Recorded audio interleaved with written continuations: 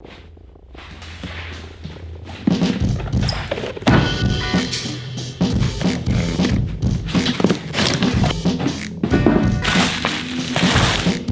you guys have been tuned in over the past few episodes, you probably would have seen my recent incident with my smoke system blowing up my propeller. Oh, fuck. So essentially what happened was I was climbing at full power, my riv nut came out of my exhaust, which was holding my injector for my smoke system. That impacted the propeller exploded. Upon further inspection, the hole I had drilled in my exhaust ended up having a crack in it. That's why I had to order a brand new exhaust. $400 mistake plus $400 propeller plus another couple $100 hoop piece. It was an expensive mistake. But today we got the parts, so we're gonna put it together and we're gonna talk a little bit more about the issue, welding, and that sort of thing. So let's roll the intro, but you know, hey, Glider Sports, thanks for the free t-shirt.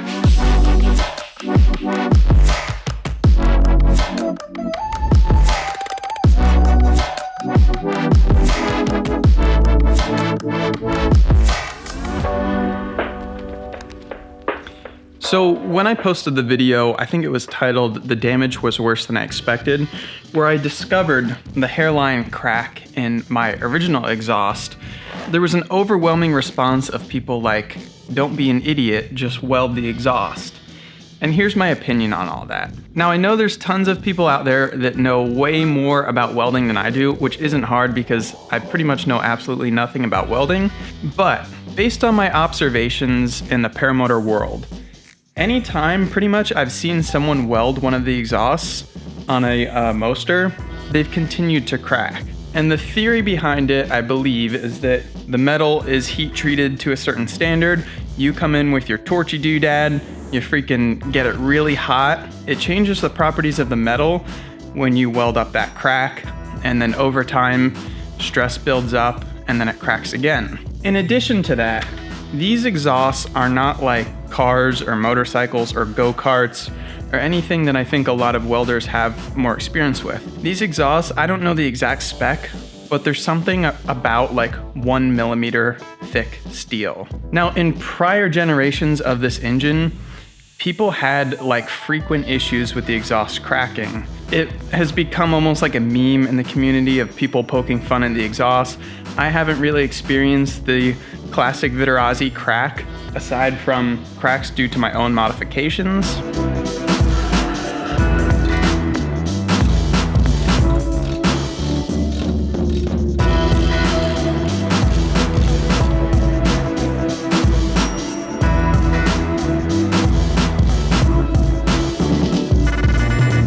Now here's the deal though. I went ahead and bought a brand new exhaust because I didn't want to weld this one back together. A friend of mine messaged me who's a welder and he said, "Can I weld your exhaust?" And I was like, well, this exhaust is basically scrap anyway. We may as well just weld it up and see what happens. So not only I'm gonna see if he can just weld the crack shut, but I'm gonna see if he can weld a nut that will accept the threads for my injector onto the old exhaust. It's scrap, it's just gonna sit around anyway, and I might as well do a little scientific testing to see if my theory proves to be true or not. In the meantime, I'm gonna install the fresh exhaust, and I'm probably gonna leave the smoke system off of it for now because I just feel horrible poking a hole in a fresh exhaust.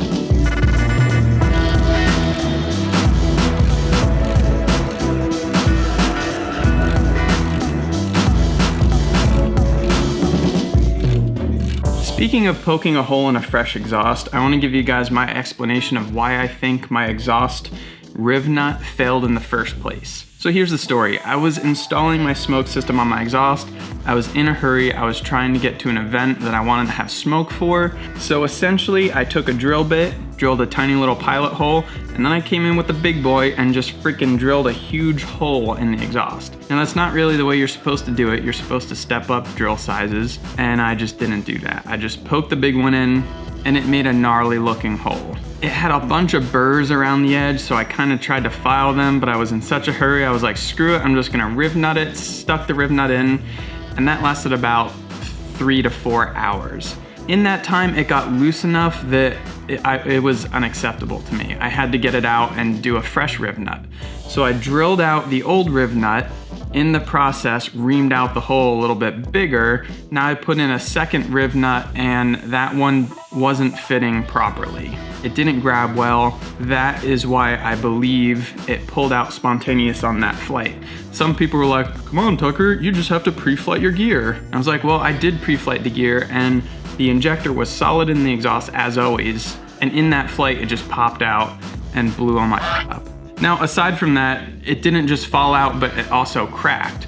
And I believe the reason why it cracked was because my hole was just so gnarly. The edges were all burred and everything. I didn't do a good job. This time, I take the blame. I did not do my best job ever on the install.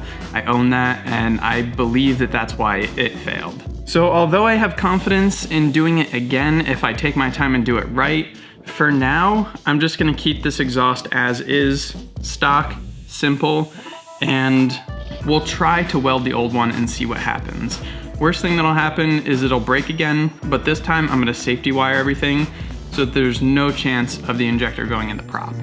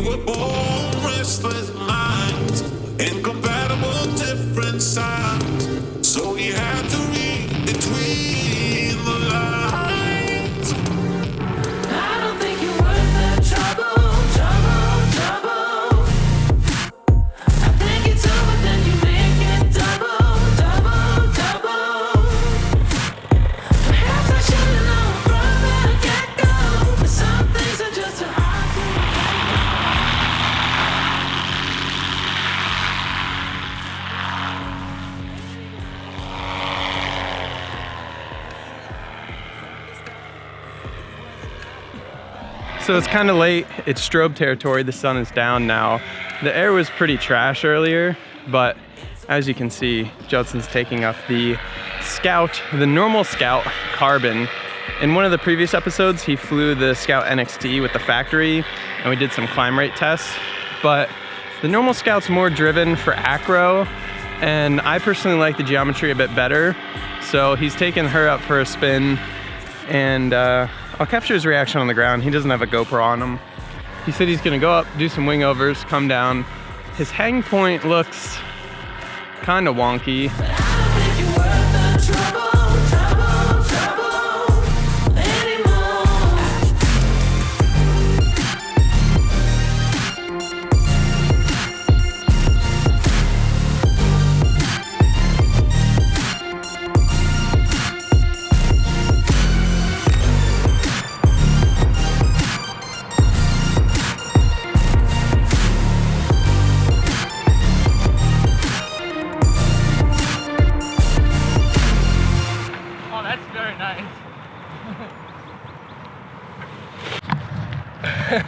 On a scale of 1 to 3, how many do you want?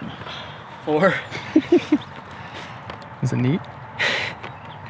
Just power and like equality. How's the harness?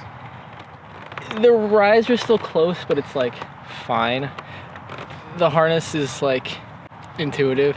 Yeah. The engine's intuitive. It definitely looked like you were still tipped forward, which... I think it's too far back because I felt like if I'm too heavy, so tipping it forward. Yeah. Oh my god, shut up. Dude, but you just wait, and then like, yeah. I could wait longer. I was just like... You're doing some sick barrel rolls. They look sick? Yeah, they sounded so many sick ones? Yeah, they were like, wow. It sounds so cool. And then the shroud started vibrating just on my last flight, and then I heard it do it to you. Yeah, it was like yeah, I know what it is. I'm like, yeah. That's fine. What have I done? We'll have to try the other hang point, like one step forward, and see if that makes it better. It's nice. It's way nicer for acro. Yeah. It's like, I almost want to say the mini plane's more comfortable, Atom-esque flying around. Right. It's more open. But this, it's just like race car? so locked in. Yeah. The seat's a little hard too. Yeah. Race car. I got foam in my, it's so race car. Yeah, that was really freaking cool. Thank you. I don't think there's